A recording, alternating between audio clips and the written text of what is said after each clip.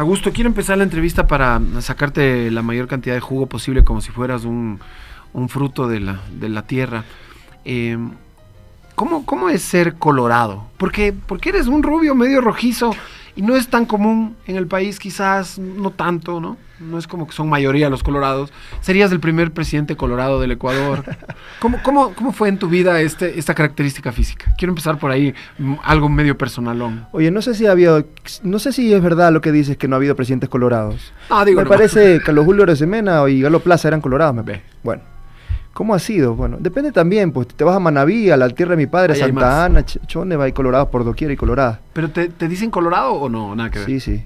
En la familia incluso, ¿no? Pero ahorita que te veo, estás un poco más zuco que rojo. Yo creo que en la tele se te ve un poco más rojo. ¿Sabes qué es curioso? Porque a veces me cambia el color del pelo, de los ojos. Si estamos, por ejemplo, jugando un partido de fútbol, los ojos me cambian, se me pone más claro. Una cosa increíble, claro, me pongo más rojo. Pero tus ojos están medio azules, les veo. Pero tienes la bipolaridad azul-verde. Azul-verde, exactamente. Mi ñaña también. Creo que es el término técnico, ¿no? Bipolaridad. No se sé, me cambia, yo me ¿no? inventé ahorita. Verdes a veces son como azules. Mi ñaña tiene igual. Mira Entonces, tú. a veces depende del sol, de la sombra, no sé. Bueno, y sí, Zuco, este mote Zuco, muy propio de la familia, ¿no? También porque te cuento que tengo familia. Mira cómo es la cosa. Mi padre es de Santa Ana, mi abuelo de Chone, mi madre de Esmeraldas. Corre por mis venas también sangre negra. Y la gente no me cree estas cosas. Mi abuelo paterno era negro. Si estás un poco rubio para ser negro, pero yo sí te creo. Pero mi abuelo paterno era bien colorado, Zuco, rojo, ¿no? Y mi familia política tiene, por ejemplo, mi suegro es de Riobamba, mi suegra es de Loja, y bueno, yo soy Guayaca, pero como ves tengo familia por de todo todos un lados. poco. Es una buena mezcla de ecuatorianidades. Augusto, ¿tenía algún plan para la entrevista, la conversación, el podcast, como quieras llamarlo? Pero creo que voy a empezar a improvisar porque ya sabes, es mejor, ¿no? Háblame de La Colmena. ¿Por qué perteneces a La Colmena? ¿Fundaste La Colmena? ¿Qué te representa? O sea, ¿qué significa en tu vida, no? Ahora estás un poco cerca, digamos, de Carondelet, eres un precandidato oficial. El 10 de agosto en la convención, me imagino, vas a estar entre los votados. No sé si seas el más votado, no sé si al final estés en la papeleta, pero tienes una buena posibilidad, sin duda. Entonces, de La Colmena a Carondelet, estaba en mis notas. ¿Cómo ha sido ese trayecto? La Colmena es mi casa, es un tanque de pensamiento. No me gusta, a ver, con mucha modestia lo digo, ¿no? Hay mucha gente valiosa en La Colmena, desde economistas, abogados, comunicadores sociales, en fin, gente que se ha ocupado de pensar el país, de ir haciendo diagnósticos ya hace más de 7 años. ¿Cómo nace La Colmena? Nace como un medio de comunicación digital. No soy fundador de La Colmena, de luego me voy incluyendo. Nace como un medio de comunicación a raíz del despido intempestivo de 3 compañeros, que fueron uno de los fundadores. Mi hermano Abraham, que tú lo conoces. Entonces lo sacaron de los medios públicos. Lo sacaron, despedido en el Morenato. En el Morenato. Cuando comenzaron a hacer figuras incómodas, el nuevo relato homologado y homologante, diría yo, de los distintos medios públicos. Estas figuras comienzan a ser incómodas en Ecuador TV. Fabián Mora, Cristian Anastasio y Abraham Verduga. Los sacan a los 3. Y estos compañeros fundan el medio de comunicación digital La Colmena, un poco para hacerle la contra, ¿no? Disputarle el relato a los medios hegemónicos y a la prensa, digamos, pública, entre comillas. Y entonces surge como un medio de comunicación digital de izquierdas. Nosotros siempre hemos dicho en La Colmena que no es cierto la neutralidad en la comunicación, tú lo conoces mejor que nadie. No se puede estar en un punto equidistante entre la justicia y la injusticia, y por lo tanto uno tiene que tomar partido por una específica interpretación de la realidad. Y entonces siempre dijimos que nosotros hacemos comunicación contrahegemónica, ¿no? Para disputar la hegemonía, un término un poco marxista. Básicamente comunicación alternativa, ¿no? Pero luego La Colmena se va enseriando, comenzamos a hacer productos lúdicos, humor político, un segmento de entrevistas al sur del Panal, y esta cuestión comienza a crecer y pintaba para bien, ¿no? Con mucho futuro, y se funda la cooperativa de abogados La Comuna, que es el brazo jurídico de La Colmena, porque había muchos abogados que queríamos hacer cosas importantes. Entonces hicimos litigio pro bono, defendimos por ejemplo el caso GEA, tú te recuerdas esa estafa masiva del sistema financiero.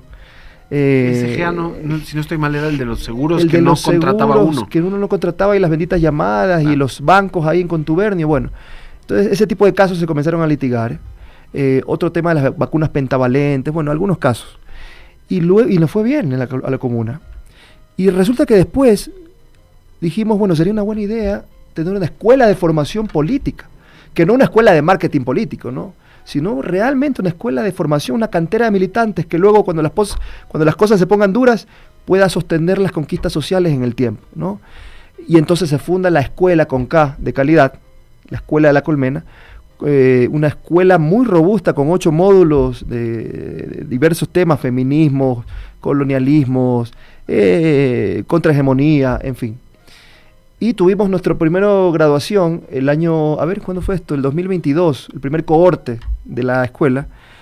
Y esos chicos y chicas que se han graduado de la escuela de formación, que por cierto, aquí la propaganda, permítame hacer la cuña, tiene la escuela el aval de la Universidad Nacional de Lanús de Argentina.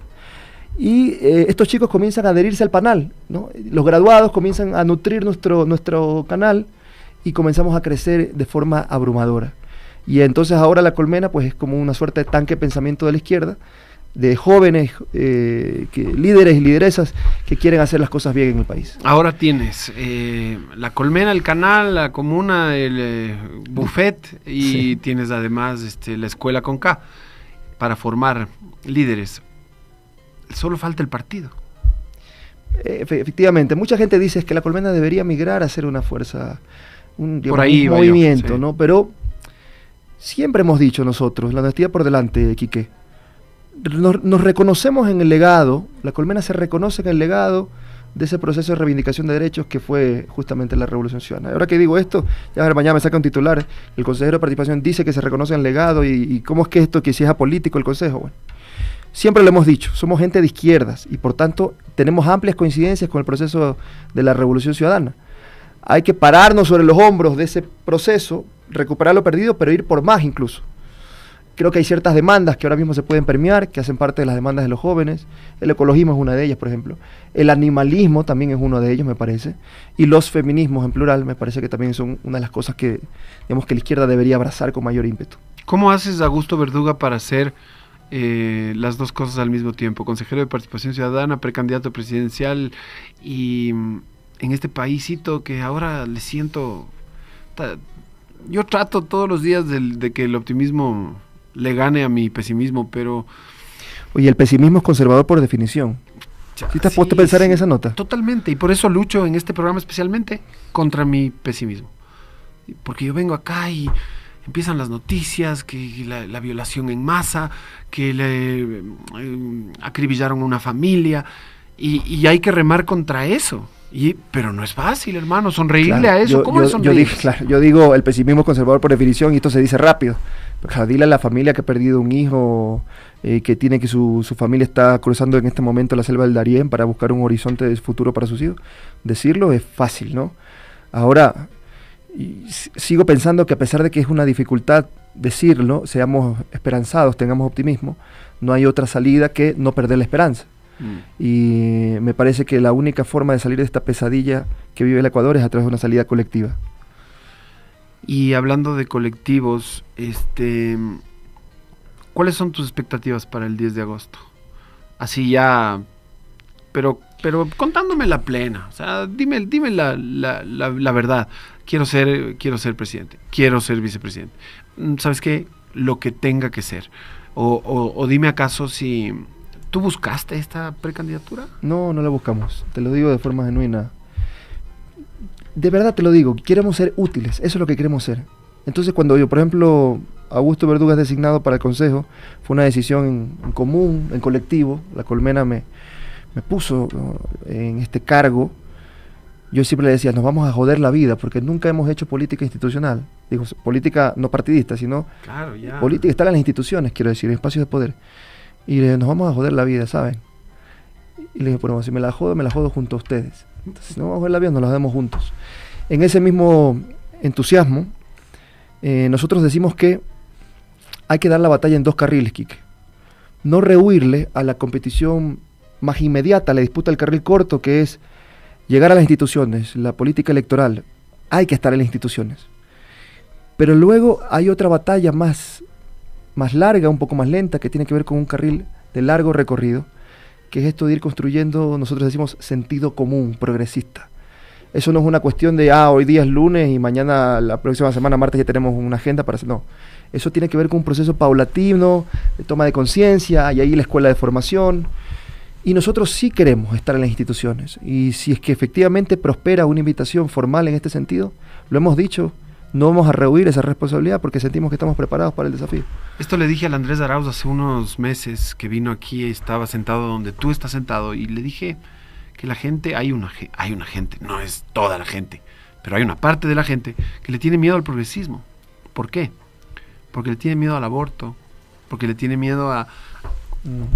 Olvídate de la línea política, porque la línea política la entendemos, la entiendes tú, la entiende Arauz, pero hay mucha gente que cree que el progresismo es matrimonio igualitario para todos, adopción de niños para parejas, ¿me entiendes? Y aborto, y ellos solo ven ese lado, que está un poco en la tendencia, pero también hay cierto curuchupismo en la propia tendencia que contiene esas como libertades, porque finalmente no sé por qué si uno tiene derecho a casarse no tenemos todos el mismo derecho a amargarnos la vida casándonos. Entonces, lo que te quiero preguntar básicamente es, ¿cómo le quitamos el miedo al progresismo que hay en cierto sector de los ecuatorianos? Qué buena pregunta. Fíjate que yo siempre he dicho que no me caso con las etiquetas. Anticipo ya para cualquier persona que quiera generar algún tipo de suspicacia al respecto, que quien habla es de izquierdas, pero digo que no me caso con las etiquetas, porque hay gente que no lee la coyuntura y la realidad del país en función de esa dicotomía izquierda-derecha, ni tampoco en la dicotomía correísmo-anticorreísmo. Hay un universo más allá de estas categorías. Entonces, si nos ponemos de acuerdo en los contenidos, yo creo que podemos a veces dejar de lado discusiones estériles. Porque si tú me dices, por ejemplo, yo soy de derechas, pero soy de derechas porque creo que hay que garantizar la educación pública de calidad o la intervención del Estado en la economía. Ya no estás tan de derechas. Entonces digo, bueno, bajo esa específica concepción de derecha, yo también soy de derecha. Claro. Lo que quiero decir es, no es tanto las etiquetas lo que nos debería importar, sino los contenidos. Y ahora que mencionas el tema del aborto, el matrimonio igualitario, hay un autor que a mí me gusta leer mucho, es un lingüista cognitivo americano, de la escuela de Berkeley, se llama George Lakoff, no sé si te es familiar. Por el momento no, pero saliendo de aquí... Fíjate que alguna vez yo me hice esta pregunta con Lakoff, leyéndolo, tiene un librito maravilloso, se llama No pienses en un elefante.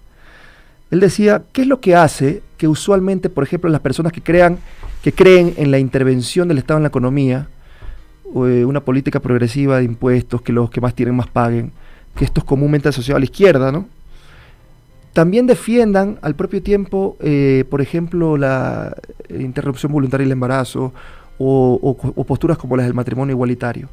¿Qué tiene que ver una cuestión de impuestos con el aborto, por ejemplo? Y uno, si tú lo dices intuitivamente, ambas son posturas de izquierda. ¿Por qué? ¿Qué es lo que hace que se unan estas cosas? Y entonces él desarrolla una teoría que me parece válida. Él dice, hay una metáfora de la nación como familia. A ver si me sale bien la explicación.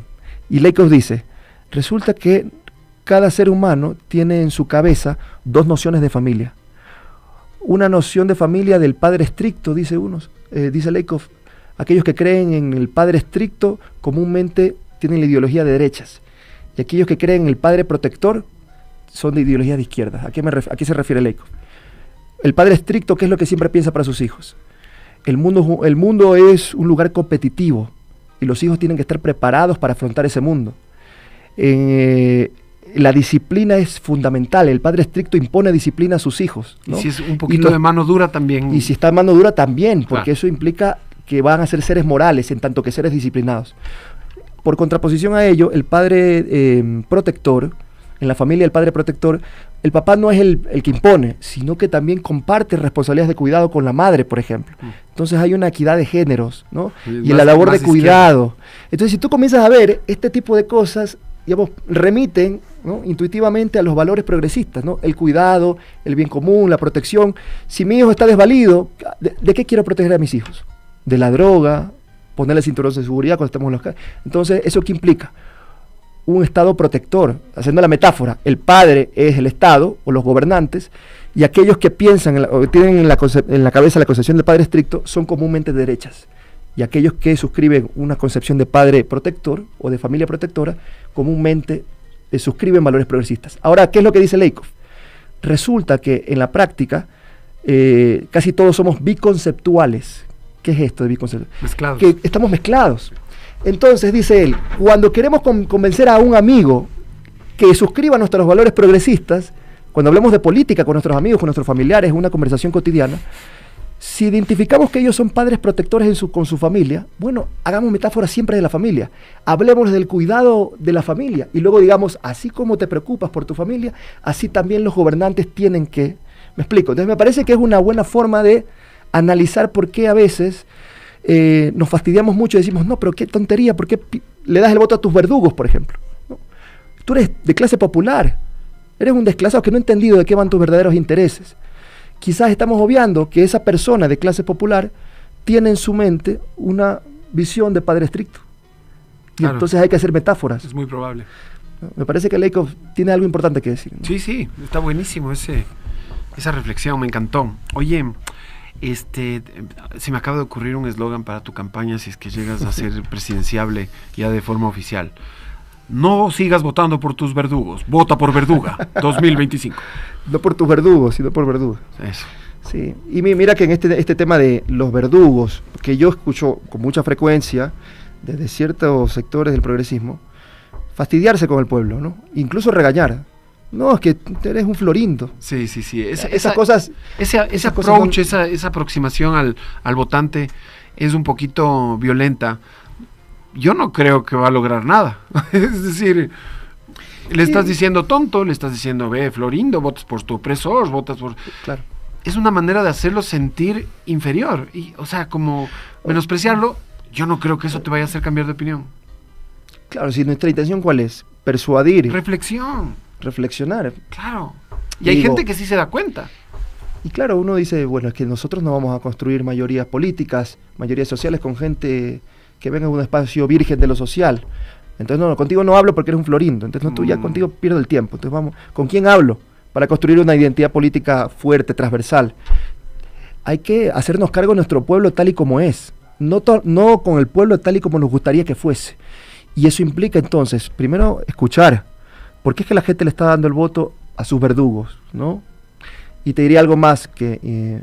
¿Y por qué crees? ¿Y por qué crees?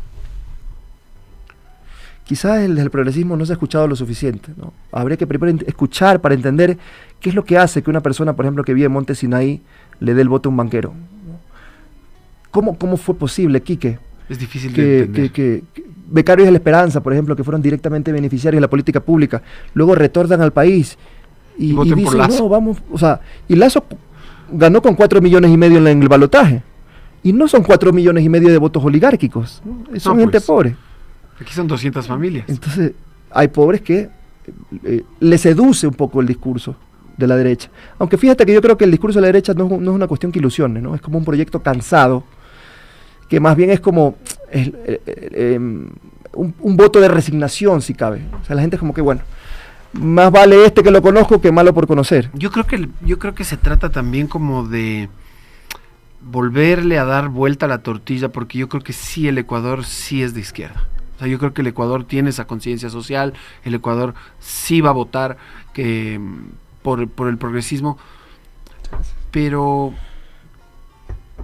¿sabes qué? Creo que no superamos la herida dejada por ya sabes quién. Como Lord Voldemort, tú ya sabes quién. Sí, yo creo que la irrupción de Moreno Garcés en 2017 en la política ecuatoriana y esa ruptura, aparte de los 25 que gobernó con él y que arruinó el país, cuando me pregunten quién arruinó el país, María Paula Romo, Roldán y todos ellos, y por supuesto con la complicidad de Lenín Moreno.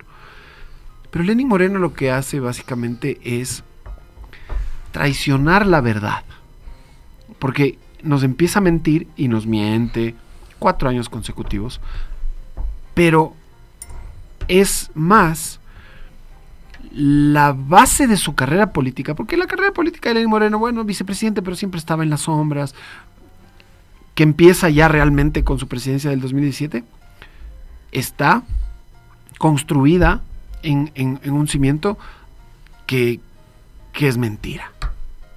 Es decir, yo creo que rompe Moreno con algo que es importantísimo, que es la confianza, la credibilidad, ¿me entiendes?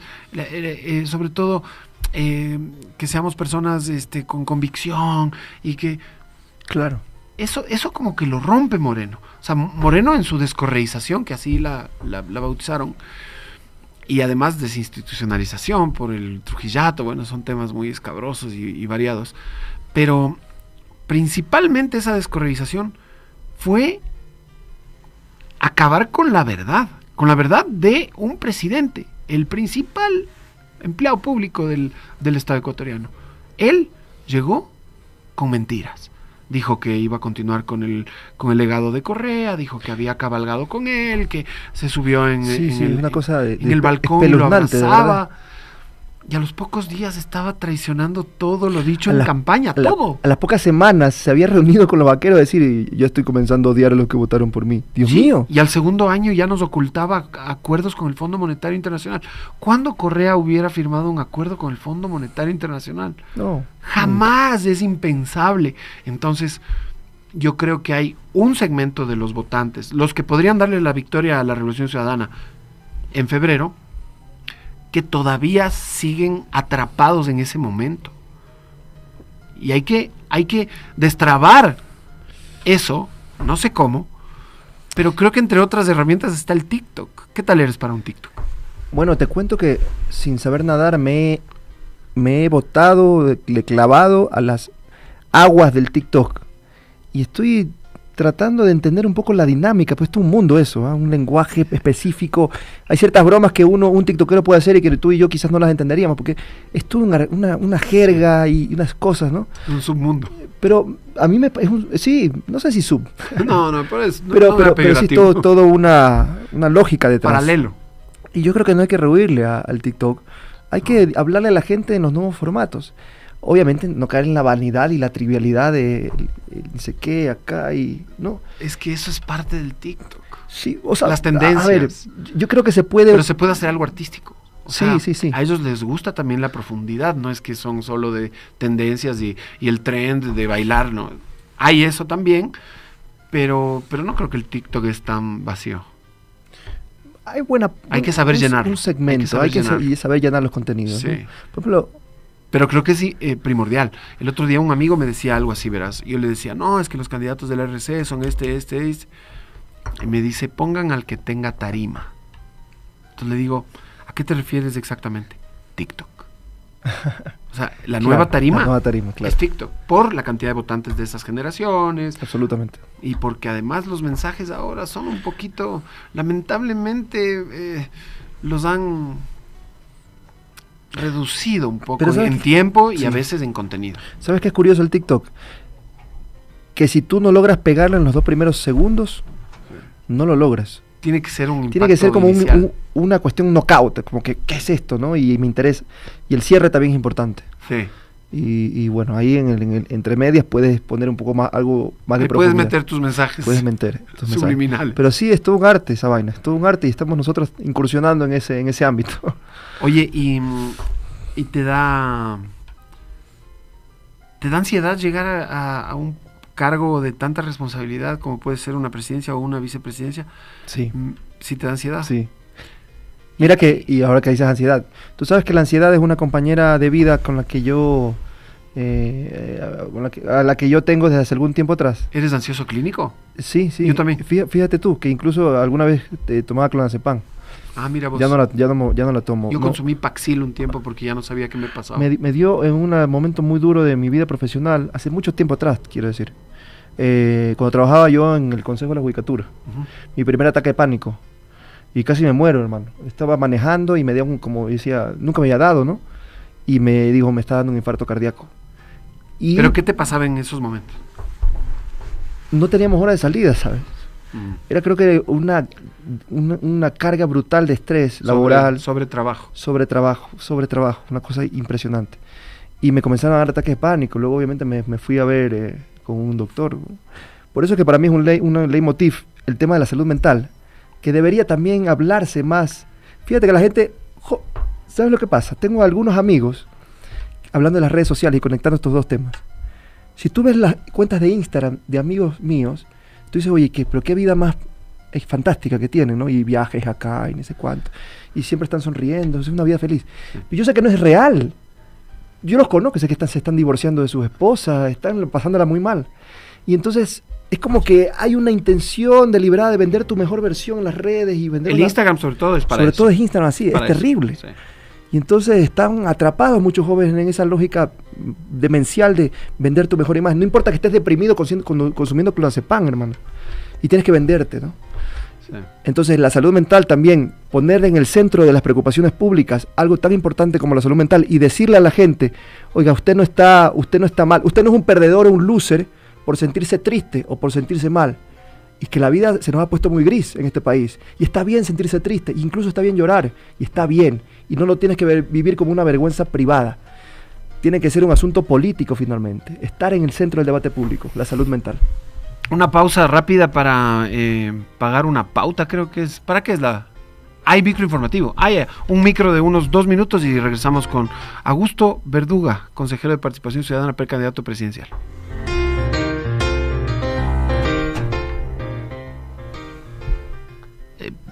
Hace pocos minutos nomás estábamos conversando con Augusto Verduga, se quedó, esperó un poquito la publicidad y para poder seguir conversando de algunos temitas que se quedan. Oye, no, yo no quiero que te vayas sin preguntarte, por ejemplo, sobre el Consejo de Participación, pero ahora sí te voy a pedir, dame respuestas cortas para aprovechar la mayor cantidad de temas, porque a mí me dicen que el Consejo no, que eso debe desaparecer, todo el mundo aboga porque desaparezca el Consejo de Participación. Sin embargo, hay incluso gente de adentro que le he escuchado hablar de que desaparezca. Así, ¿no? Pero al mismo tiempo hay gente de adentro que me dice que funciona muy bien. ¿Qué más es la mala publicidad? Que institucionalmente es una maquinita suiza. No estaría de acuerdo con ninguna de las dos posturas. Hay técnicos de toda la vida aquí que vienen de la C4, de la Comisión Cívica contra la Corrupción, técnicos que conocen muy bien su trabajo, todo el tema del trabajo territorial. Esa gente está abandonada. Y claro, también tiene que ver con los cambios repentinos de administraciones. Viene un nuevo presidente, una nueva presidenta, borrón y cuenta nueva, pones un nuevo secretario de Participación, un nuevo secretario de Transparencia, y es borrón y cuenta nueva. No hay forma de continuar los procesos en el tiempo, ¿no? Es lo que le pasa, por ejemplo, a las ciudades cuando cambias de alcalde, que viene cambia todos los planes, o el presidente sí, que dice constituyente y cambia todo lo que esté. Sí, hay esa costumbre en este país, qué feo. Es horrible. De borrón y cuenta nueva. Bueno, pero acá dice constituyente, sobre ese específico punto yo creo que sí es necesario una asamblea constituyente. Mira, Thomas Jefferson decía, padre fundador de América, que las constituciones tienen que reformarse cada 20 años para que estén a la altura de los nuevos tiempos y las nuevas visiones del mundo. Bueno, más allá de Thomas Jefferson, me parece que la constituyente es una necesidad actualmente.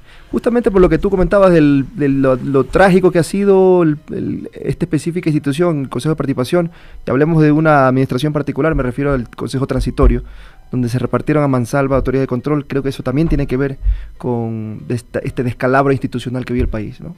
Que también nos afecta en la vida cotidiana, ¿no? Pero hay los votantes, aquellos a los que tenemos que hablarles con más respeto, que piensan lo contrario, ¿no? Ellos piensan que el Consejo de Transición fue el que más o menos salvó el país del desastre y que lo que está ahora es lo desastroso, lo desinstitucionalizado, etcétera.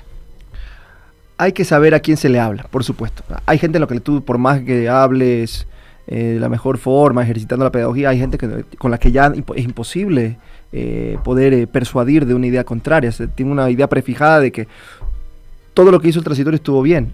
También hay que saber con quién estamos hablando. Pero no, yo sí creo que es necesaria una asamblea constituyente para refundar este Estado. Por ejemplo, para quizás un poco corregir estas omisiones de la Corte Constitucional del Ecuador. Fíjate, uno de los grandes problemas del Estado ecuatoriano y del Consejo en particular es que los concursos no avanzan. La designación de autoridades de control de más alta magistratura. Sí. Consejo de la Judicatura, fiscal, superintendentes. ¿Por qué están ahí? Están como estancadas. ¿Por qué? Te decía, pues la Corte Constitucional podría dictar una jurisprudencia diciendo, oye, hasta aquí nomás, pues con el abuso de las garantías jurisdiccionales. ¿Sí sabes que ese ha sido el gran cáncer de la designación de autoridades? ¿Garantías qué? Jurisdiccionales, acciones de protección, demandas. Ay. Un concurso a punto de terminar, y a alguna juez constitucional se le ocurre decir, no, señores, declaro con lugar una demanda que presentó Perico Los Palotes en San Borondón o en Macas, borrón y cuenta nueva, cámbiame el reglamento, retrotraiga la fase inicial. Imagínate, concursos como el Defensor Público, 7 acciones de protección. Y también tienes la cuestión increíble de que un juez de Quevedo te manda a hacer algo y otro juez de Yaguachi te manda a hacer otra cosa. Entonces, al contrario. ¿A cuál cumples? Claro. Es una cosa increíble.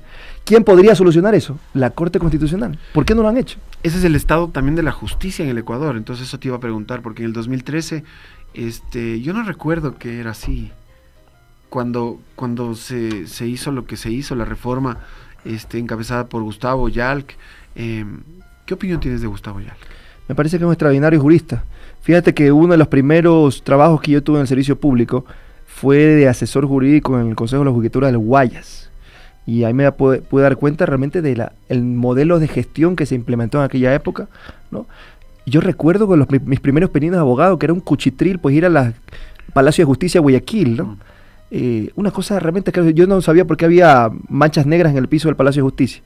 Años después me enteré que eran los chicles que la gente pisaba. Era realmente desolador, parecía un centro penitenciario de pésimo nivel. Entonces después vinieron la nueva infraestructura, el nuevo modelo, la escuela de la función judicial. Me parece que se hizo un trabajo interesante. Claro, en 2013 Yalc saca pecho del sistema judicial que él dejó, pero algunos te dicen, oye, pero si los jueces malos que tenemos ahora son correístas, o sea, son jueces de la época correísta. Y esa es una muletilla, oye, que nos tiene un poquito inmovilizados, ¿no? Porque ahorita me viene a la mente un par de ejemplos, pero uno en particular de los becarios. Esta semana viene un becario, un becario que no tiene trabajo. ¿Y sabes por qué no tiene? Y tiene un posgrado en Londres, en alguna cosa rarísima que ni siquiera me acuerdo.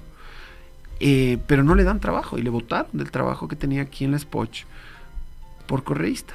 ¿Pero por qué era correísta? No era correísta porque, no sé, había salido en un video con Correa bailando alguna canción. No. Él era correísta porque apoyaba el programa de becas. Ese era su correísmo. Ojo. Claro. Él no defendía a Rafael Correa, a la Revolución Ciudadana, a los 10 años de gobierno. No. A él le parecía que era buena idea apoyar el sistema de becas. Es una cuestión de sentido común, ¿no? Entró en una lista negra y bueno, esta semana esto fue un adelanto, pero esta semana viene él a contarme todos los pormenores. Tengo amigos, ¿no? becarios de esos procesos de transformación.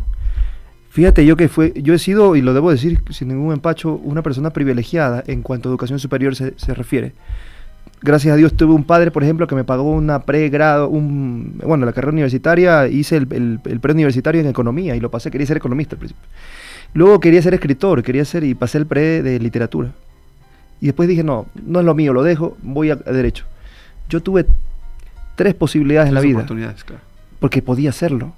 Pero hay gente, Quique, que solo tiene una posibilidad en la vida y que si no la aprovecha, te fregaste, hermano. Sí.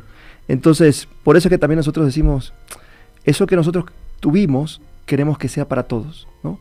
Creemos en la igualdad de oportunidades y bueno, es un salto cualitativo en términos de educación superior. Imagínate, gente pobre estudiando en las Ivy League. Yo tengo amigos que estudiaron en la British Columbia en Canadá, en la London School of Economics, y es realmente un salto cualitativo. Jairén Noriega, que tú la conoces bien, sí. la primera en tener estudios universitarios de su familia, ¿no? Ahí está, digamos, todo lo que nosotros decimos que creemos, los valores que creemos, los valores que suscribimos desde la izquierda es justamente eso, hacer un poco más manejable la vida de la gente. Bueno, te iba a preguntar de tu papá, porque me imagino que por ahí también tiene que venir la vena política, ideológica. Mi padre es un tipo de izquierda desde siempre, ¿no? Crecí, sabes que cuando yo crecí en mi infancia, incluso en la adolescencia, cuando estaba llegando a la universidad, no teníamos internet en la casa. Y creo que ahora lo agradezco. Mi papá tenía una biblioteca enorme en la casa, es abogado de profesión. Aprendiste a leer. Y aprendí a leer. Y te educaste. Y de todo, ¿no? Y ahora por eso eres pensante. ¿Cómo nos haces esto? No seas así. Oye, ¿y cómo fue tu infancia? ¿Qué jugabas? Aparte de leer, ¿jugabas fútbol? Sí, una infancia feliz. No, yo era pelotero, pues, pero de alto nivel, quiero decirte. O sea, en el barrio. En el barrio con el que se ponga. Estuvimos en Guayaquil con mi hermano Abraham, Sí. en el semillero Rocafuerte, donde salen los primeros pelados y luego se van a Barcelona, al Ahí Emelec. salió Felipe Caicedo, creo. Yo jugaba con Felipe, que sabes que es mi promo, Felipao. Me acuerdo tanto, tengo el recuerdo de jugábamos en el mismo equipo, y al pata le decían Poroso, porque se parecía a Augusto Poroso. Entonces decía, ya Poroso. Y después Felipao, ¿no? Claro, jugó en Italia, en España, en Inglaterra. Ganó copas en Europa. Creo que es el segundo jugador que más copas ha ganado en Europa después de Antonio. Con gran suceso, ¿no? Claro. Representándonos afuera. Tremenda carrera. Sí, me gusta mucho el fútbol. En mi infancia, me preguntas por mi infancia, una infancia muy feliz. ¿De qué jugabas? De puntero izquierdo, soy zurdo. ¿Ya? Yo sí, soy bien zurdo yo. Entonces, Juego por la izquierda. entonces, puntero izquierdo o marcador izquierdo, ¿no? Para picar y meter el centro.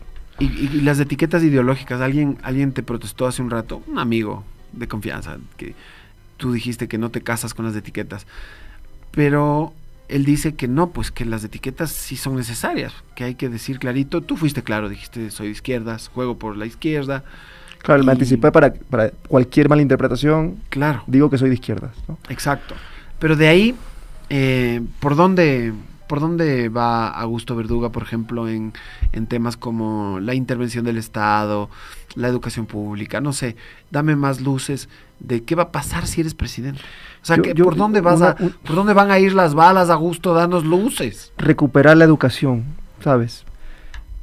Hablábamos de los becarios de la esperanza, ¿no? Este salto cualitativo en su proyecto de vida, pero no solo de los estudiantes universitarios, sino también nuestra juventud, los chicos, los niños, las niñas.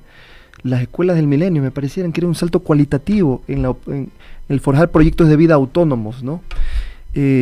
Luego cambiaron las escuelas, desmantelaron el sistema de educación pública y nos volvieron las escuelas unidocentes, con un profesor para todas las materias, un mandrake que te da matemáticas, te da inglés, te da una cosa increíble. Entonces me parece que se decía... El sabio del pueblo. Imagínate, es un mandrake imposible, realmente, es humanamente imposible. Entonces es educación para pobres, sí, para mantenernos otra vez en su desarrollo. Entonces una de las primeras cosas, una de las grandes urgencias que creo que tiene este país, ¿y por qué es recuperar sociales que defienden todavía la unidocencia eso? Yo francamente no le encuentro una explicación medianamente razonable. En el indigenado veo que hay todavía pero voces. En cierto sector, ¿no? Sí, no sí. Todos, ¿no? Sí, sí. Innegable ahora, por ejemplo... ¿A qué se debe? Pero quiero entender por qué ellos creen que eso es mejor. No sé si tiene que ver con alguna suerte de... Esta rencilla o estos cuestionamientos que alguna vez hizo el expresidente Correa. ¿Te acuerdas de lo de la sede de la CONAIE y tal? Ahí puede ser. Entonces es como lo reciben en paquete, ¿no? Se metieron con nosotros, entonces también nosotros vamos a cuestionar ese modelo de vida occidental. Me parece que va por ahí el asunto, ¿no? Puede ser. Pero ¿quién puede negar ahora, digamos, de forma razonable, que el inglés como idioma global es necesario para la educación de nuestros niños? O las nuevas tecnologías de la información. Yo creo que, por ejemplo, la música. El internet, por ejemplo, la sociedad red en la que vivimos, en la era de Google, imposible que nuestros niños no tengan acceso a las computadoras. Hay que saber programar desde guaguas. Entonces, son analfabetas en el siglo XXI. Aquel que no sepa inglés y aquel que no sepa de tecnología de la información no está en nada. Tienes que estar al día, si no. Bueno, la educación y luego la salud pública, ¿no? Me preguntas por las prioridades. Educación, salud pública y seguridad. O sea, constituyente, educación y salud pública. Constituyente para recomponer el descalabro institucional, que es condición necesaria, no es la panacea, no será suficiente, pero es condición necesaria. Y luego apostarle nuevamente a recuperar el sentido de lo público en temas tan sensibles como la educación, la salud y la seguridad. ¿Y ministerios? ¿Tienes algún tipo de Bueno, idea? sí, hay algunos ministerios realmente increíbles que se les haya eliminado, o el Ministerio de Justicia. Mira que una de las cosas más bonitas de mi vida profesional es ser defensor público. Yo fui defensor de carrera 8 años. Conozco de cerca las urgencias del sistema carcelario de este país. Me conozco la penitenciaría litoral, bueno, todas las cárceles de Guayaquil. ¿Cómo se desmanteló el sistema carcelario? Las pobres cárceles pasaron por un... No hay guías penitenciarios. Fue donde más golpeó la descomposición y nacional. Que luego se convirtieron en verdaderos centros de exterminio y operaciones del crimen organizado. la violencia intramuros se reproduce a la externa, ¿no? Y ya hay una diversificación del crimen, o sea, ya no estamos hablando solo del narcotráfico como tal, sino también de las extorsiones, las famosas vacunas, 300% de incremento. Entonces hay una diversificación del crimen y no tienes una cartera de Estado específicamente diseñada para ocuparse de las cárceles, entonces ahí hay una buena explicación de lo que está pasando, ¿no? Si llegas al poder, si ganan las elecciones en el 2025, ¿crees que se podrá recuperar este país? Yo sé que no va a ser tan pronto. Luisa González estuvo el otro día aquí y me dijo, tal vez en el primer año podamos ver alguna, pero esto no va a ser cuestión de meses. No va a ser inmediato, no va a ser inmediato. Esto va a ser un proceso paulatino, lento. ¿Qué le ofrecerías tú al ecuatoriano promedio, como en este rubro de volver a tener un país que ya no esté siempre en crisis económica, recesión, que el PIB no crezca, que no crezca no sé, los índices esos que los economistas dicen que son importantísimos, como no sé, algún otro hay, inflación, o el índice de desarrollo humano, qué sé yo, el Gini, no sé, y que tengamos otra vez esa senda de progreso? ¿Cómo le harías la oferta? Poner en el centro de las discusiones públicas el ser humano, ¿no? No vamos a descubrir el agua tibia.